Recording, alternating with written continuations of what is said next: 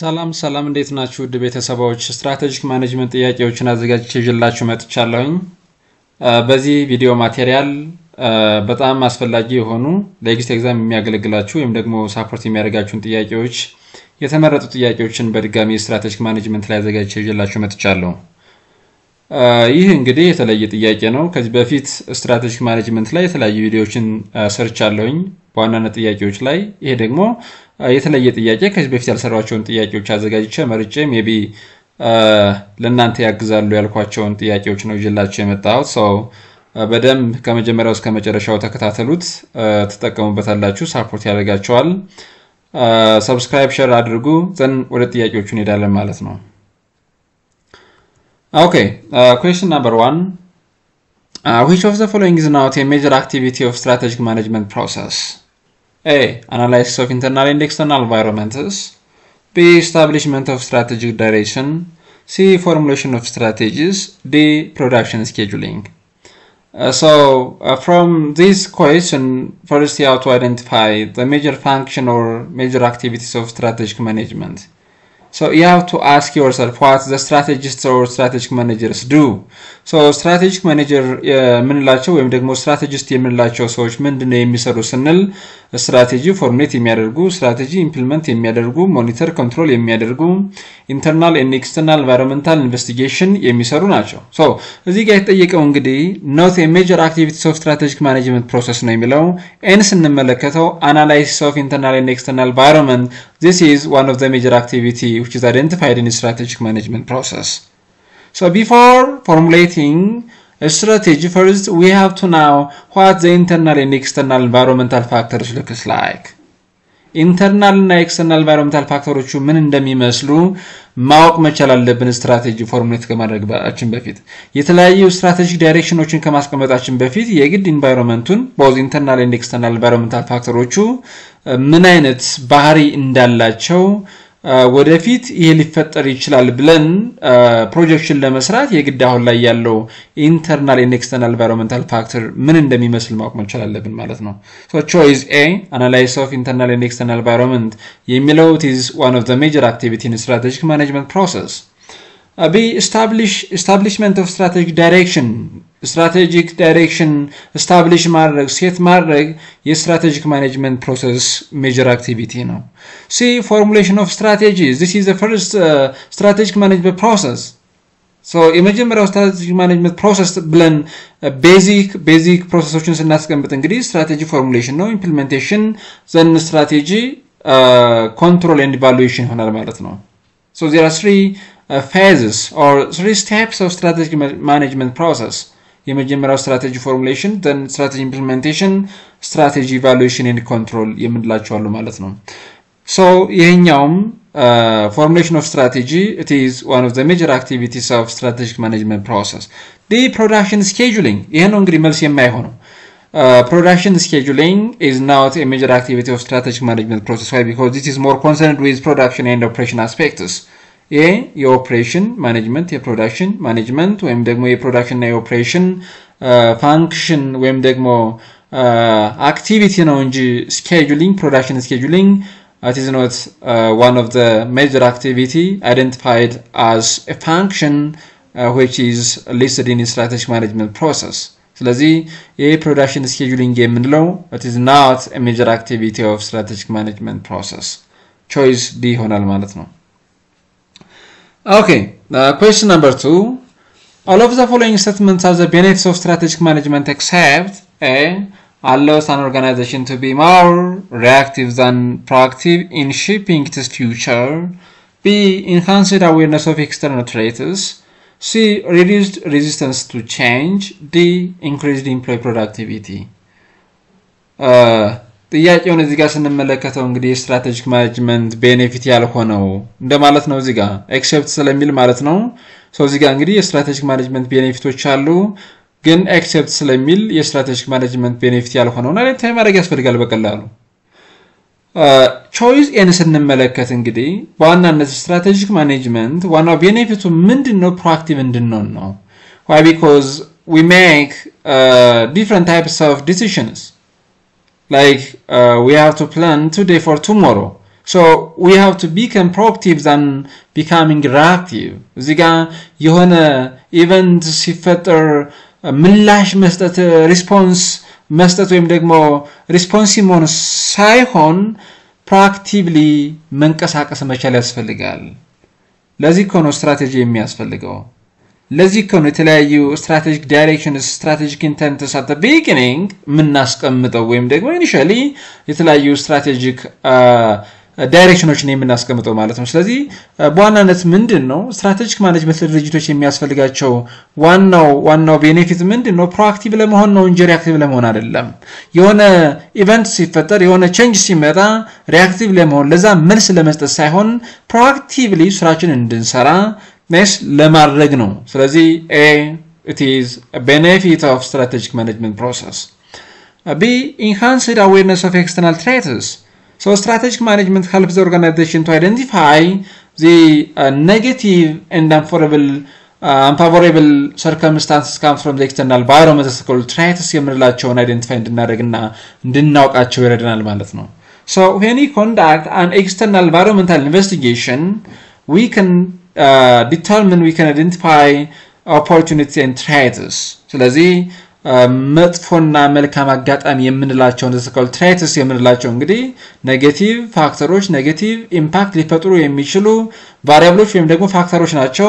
እነዚህ ፋክተሮች ደግሞ የሚገኙት ኤክስተርናል environment ውስጥ ነው። ስለዚህ እነዚህን ፋክተሮች አዌር እንድናደርግ ይረዳናል ማለት ነው። ስለዚህ ይሄ የስትራቴጂክ ማኔጅመንት ቤኔፊት ነው። reduce resistance to change ይሄም የስትራቴጂክ ማኔጅመንት ቤኔፊት ነው። So strategic management is concerned with change. ስለዚህ change ላይ ነው ፎከስ የሚያደርገው ማለት ነው። D, increased employee productivity. Increase employee productivity. So እዚህ ጋር እንግዲህ ስትመለከቱት ይሄኛውንም ስንመለከተው የሰራተኞችን ፕሮዳክቲቪቲ ለመጨመር ስትራቴጂክ ማኔጅመንት ያስፈልጋል።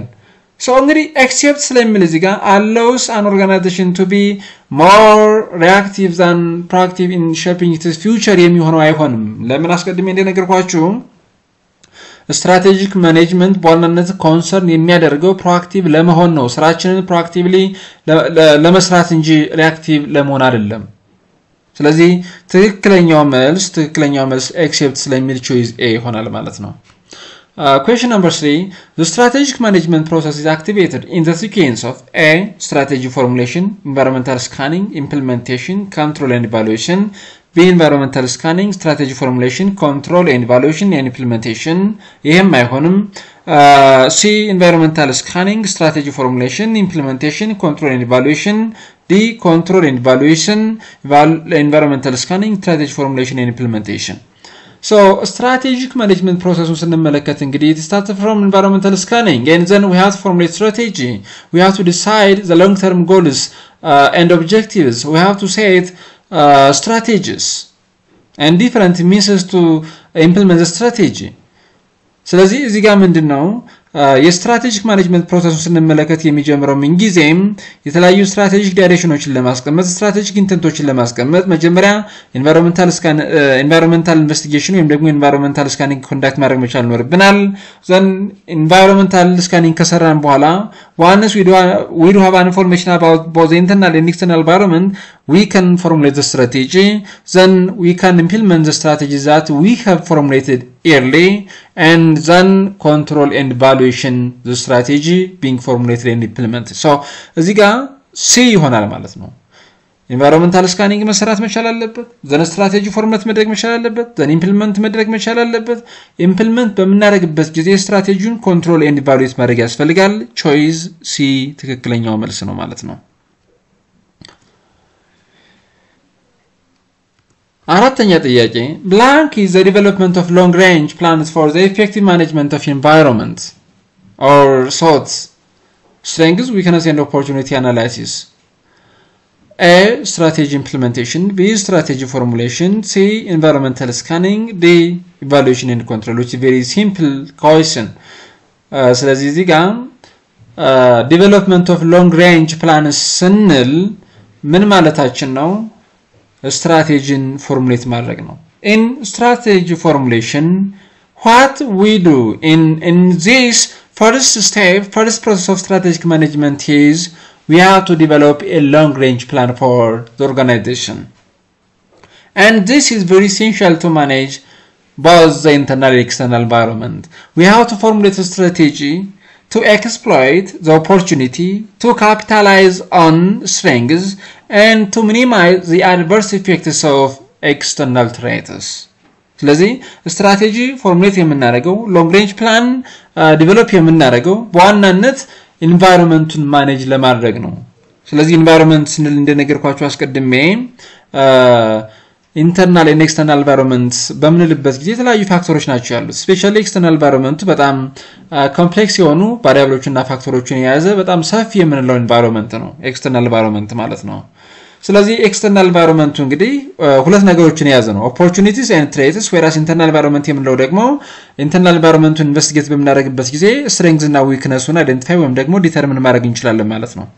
ሶ ስትራቴጂ በዋናነት ፎርሙሌት የምናደርገው ሎንግ ሬንጅ ፕላን ዲቨሎፕ የምናደርገው external threats and internal weaknesses ምን ለማድረግ ነው ለማስወገድ ወይም ደግሞ ሚኒማይዝ ለማድረግ ነው whereas internal strengths ፕሮሞት ለማድረግ ካፒታላይዝ ለማድረግ and external opportunity ደግሞ exploit and utilize ለማድረግ ነው።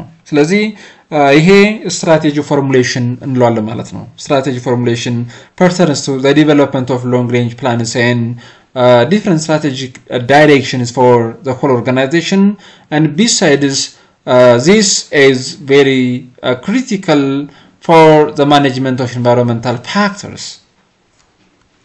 Choice B ይሆናል ማለት ነው። Okay, question number 5. Which one of the following statement is incorrect? A. Strategies are how long-term objectives will be achieved. This is true about strategy. እንግዲህ ስትራቴጂ ማለት እዚህ ጋር ሎንግ ተርም ኦብጀክቲቭን አቺቭ የምናደርግበት ሚንስ ነው። ስትራቴጂውን የምንጠቀመው እዚህ ጋር አስቀድመን ፕሪዲተርሚንድ የሆነውን ሎንግ ተርም ኦብጀክቲቭ ሪያላይዝ የምናደርግበት ዋነኛው ኦልተርናቲቭ ኮርስ ኦፍ አክሽን ስትራቴጂ ነው። The opportunities and threats are an organization's uncontrollable activities. Yes. Why? Because these both the opportunities and threats are existing in the external environment. External environment ውስጥ ያሉት ፋክተሮች አብዛኛውን ጊዜ ምንድናቸው? uncontrollable የምንላቸው ለምሳሌ political, economical, socio-cultural, technological, legal, governmental factors የምንላቸው እያንዳንዱ positive and negative ፋክተሮችን የያዘ ነው። opportunities and threats የምንላቸውን የያዘ ነው። so economic ፋክተሮችን ስንመለከት political ፋክተሮችን ስንመለከት demographic ፋክተሮችን ስንመለከት እነዚህ በሙሉ opportunities and threats ያላቸው ናቸው ማለት ነው። ስለዚህ uncontrollable ናቸው why because these are existing in the external environment. so ትክክል ነው ማለት ነው። እዚህ ጋር ስንመለከተው correct ነው B. See, a mission statement tries to answer the question of who we are and what we do. mission statement ማለት እዚህ ጋር እንግዲህ አሁን ላይ በዋናነት አድሬስ የሚያደርገው ቤዚክ ሪሰርች አድሬስ የሚያደርገው question ምንድነው? mission statement አሁን ላይ ያለንበት ወይም ደግሞ currently ያለንበት ፖዚሽን ምን እንደሚመስል ምን እንደሆነ ምን እንደምንሰራ ነስ what we do ነው የሚለው and who we are. ስለዚህ እዚህ ጋር እኛ የትኛው ኢንዳስትሪ እኛ የትኛው ማርኬት ላይ ነው የምንሰራው ስንል who we are ማለት ነው። የምናመርተው ፕሮዳክት ምንድነው? ነስ የትኛው ማርኬት የትኛው ሴክተር ኢንዳስትሪ ላይ ነው ያለነው የምናመርተው የምንሰጠው ሰርቪስ ምንድነው የሚለውን ኩዌሽን አድሬስ የምናደርግበት ሚሽን ስቴትመንት ይባላል ማለት ነው። so ዋናው ራሽናሊቲ ወይም ደግሞ ድርጅቱ የተመሰረተበት ዋናው ሪዝን አድሬስ የሚደረገው በሚሽን ስቴትመንት ይሆናል ማለት ነው። ዲን ስንመለከተው strengths and weaknesses are largely beyond the control of a single organization. This is false. It's incorrect. Strengths, weakness የምንላቸው እንግዲህ they are parts of an internal organization. So when we conduct an internal environmental investigation, we can determine both the strengths and weaknesses. so strengths, weakness, internal environmenቱን ኢንቨስቲጌት በመናደርግበት ጊዜ የምናገኛቸው ወይም ደግሞ አይደንቲፋይ የምናደርጋቸው ፋክተሮች ናቸው strengths weakness የምንለው። ስለዚህ እነዚህ ፋክተሮች አንድ ድርጅት በቀላሉ ሊቆጣጠራቸው የሚችላቸው እንጂ they are not beyond a control of a single organization. So ኢንኮሬክት የሆነው ቾይስ ዲ ይሆናል ማለት ነው ለምን እነዚህ ስትሬንግዝ እና ዊክነስ የምንላቸው ፋክተሮች አንድ ድርጅት በቀላሉ ማኔጅ ኮንትሮል ሊያደርጋቸው የሚችል ፋክተሮች ናቸው which is compared to that of external environmental factors that are opportunity traits ከምንላቸው ይልቅ internal strengths internal weakness አንድ ድርጅት በቀላሉ ይቆጣጠራቸው የሚችላቸው ፋክተሮች ናቸው ማለት ነው ቾይስ ዲ question number 6 እንግዲህ ስድስተኛው ጥያቄ which strategy is part of Michael Porter's generic strategies ስለ generic strategy ከዚህ በፊት የተሰሩ በባለፈው አመት ላይ የተሰሩ ጥያቄዎች አሉ በደንብ መመልከት ትችላላችሁ እዚህ ጋር መልሲ ቲዩብ ቻናል ላይ የለቀኩት ስለ strategic management part 1 part 2 ለቅቄያለሁኝ በባለፈው ማለት ነው ስለዚህ እሱን እንደገና ተመልሳችሁ እነሱን ቪዲዮ ማቴሪያሎች መመልከት ትችላላችሁ እዚህ ጋር ግን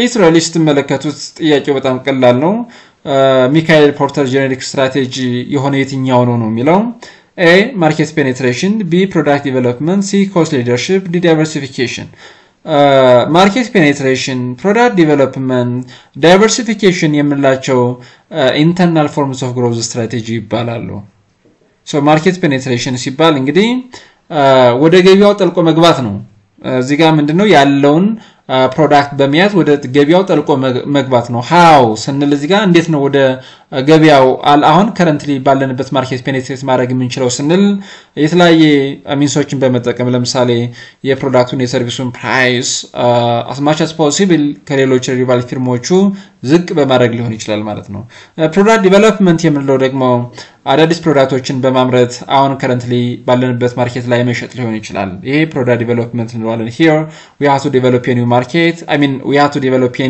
new product to sell in the existing market this is to be product development ይባላል cost leadership is one of the generic strategy identified by Michael Porter እንግዲህ Michael Porter የታወቀ ስትራቴጂስት ነው strategic management practitioner ነው ስለዚህ Michael Porter እንግዲህ generic strategies ብሎ ሲያስቀምጣቸው አንደኛው cost leadership strategy የምንለው ነው in terms of cost in terms of price ኮምፒት ማድረግ ይቻላል ሌላኛው ዲፈረንሺዬሽን ስትራቴጂ ፎከስ ስትራቴጂ የምንለው ኮስት ፎከስ ዲፈረንሺዬሽን ፎከስ የምንለው ኢንተግሬትድ ስትራቴጂ የምንላቸውን አይደንቲፋይ ያደረገ ነው so this case cost leadership strategy is a generic strategy identified by Michael Porter diversification የምንለው generic strategy አይደለም yes አነስ ኦፍ ማትሪክስ የሚባል አለ አነስ ኦፍ ማትሪክስ ስንመለከተው ማርኬት ፔኔትሬሽን ፕሮዳክት ዲቨሎፕመንት market development diversification በአራት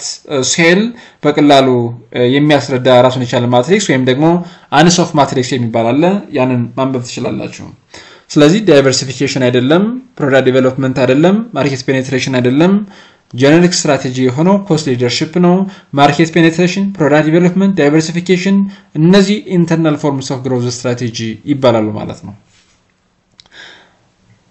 ስለዚህ C ይሆናል የመጨረሻው ጥያቄ which level of strategy deals with how to compete in a particular market A corporate level strategy B business level strategy C functional level strategy D global level strategy For a large business organization there are three levels of strategy the first one is corporate level the second one is business level and the third one is functional or operational level strategy so እዚህ ጋር ኮርፖሬት ሌቭል ቢዝነስ ሌቭል ፋንክሽናል ሌቭል ስንል አንሰር የሚያደርጉት ወይም ደግሞ አድሬስ የሚያደርጉት ራሱን የቻለ ጥያቄ አለ ለምሳሌ ኮርፖሬት ሌቭል ስትራቴጂ የትኛው ኢንዳስትሪ ላይ ኢንጌጅ እናድርግ in which industry in which market should we engage in this is a question which can be addressed by a corporate level strategy ስለዚህ ይሄኛው ኮርፖሬት ሌቭል ስትራቴጂ ስንል አብዛኛውን ጊዜ በኮርፖሬት ሌቭል ማኔጀሮቹ በቶፕ ሌቭል ማኔጀሮቹ ላይክ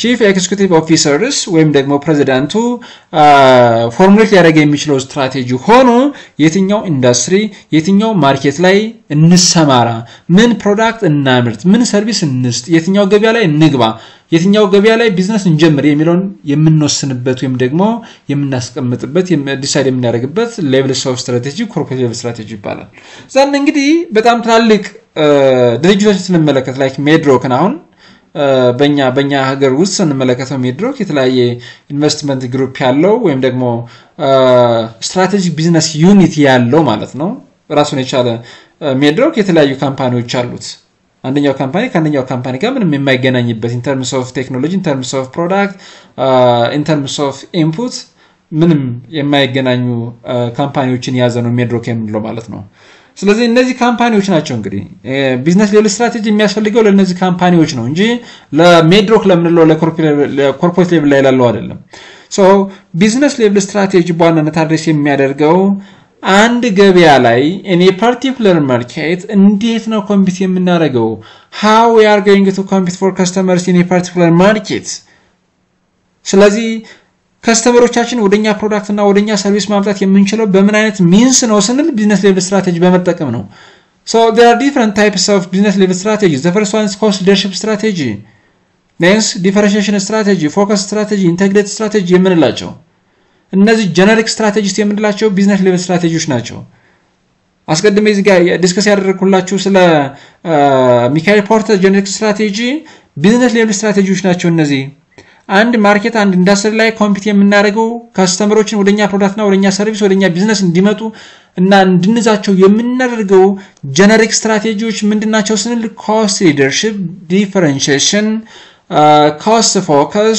differentiation focus and integration a combination of cost and differentiation strategy በመጠቀም ነው ስለዚህ ይሄ ጥያቄ እንግዲህ ኮምፒት ማድረግ የሚቻለው አንድ ፓርቲኩላር ማርኬት ላይ በእነዚህ ጀነሪክ ስትራቴጂዎች ስለሆነ እና እነዚህ ስትራቴጂክ እነዚህ ጀነሪክ ስትራቴጂዎች ቢዝነስ ሌቭል ስትራቴጂ ስለሆኑ ትክክለኛው መልስ ቢ ይሆናል ማለት ነው ፋንክሽናል ሌቭል ስትራቴጂ የማይሆንበት ይሄ ኦፕሬሽናል ሌቭል ስትራቴጂ ነው Yes, marketing departments, human resource departments, engineering and the like. At the lower level, at the functional level, to have their own strategy to support the business level strategy. Why? Because we have to utilize the resources at the functional level, at the operational level. ምክንያቱም እዚህ ጋር functional level strategy ስንል it is a direction, we have to set a direction to utilize the resources efficiently to best support the business level strategies. So ትክክለኛው መልስ choice B ይሆናል ማለት ነው this is all about strategic management strategic management እንግዲህ የተመረጡ ጥያቄዎች እነዚህን ይመስላሉ thank you for watching this video subscribe share like and comment and in addition to this you can click on the bell to get new more videos for the next time thank you